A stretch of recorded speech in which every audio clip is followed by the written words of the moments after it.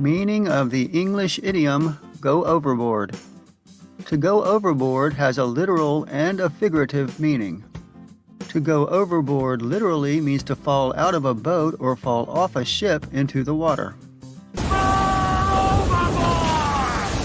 Figuratively, to go overboard is to do or say too much because you are overly enthusiastic. To act in an excessive way. To do too much in a particular situation.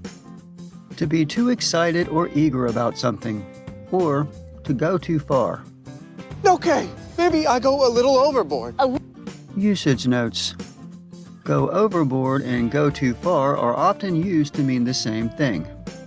However, to go too far often has a negative connotation, meaning to behave in a socially unacceptable way that annoys or upsets people.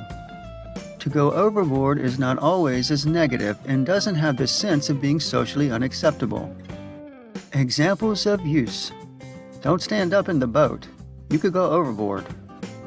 You can buy a new sofa if you really want to, but don't go overboard. We can't afford something fancy. Don't you think you're going overboard a bit? Colin doesn't like parties, let alone surprise parties.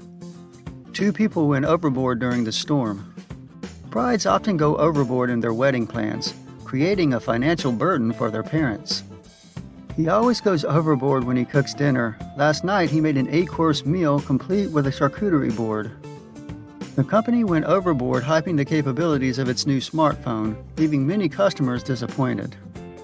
Origin of idiom. Go overboard has been used literally to mean falling off a ship or boat since at least the mid-1800s, but does not seem to have been used figuratively until the early part of the 1900s, around 1930. It may be that the modern idiom alludes to the extreme nature of falling from a large ship.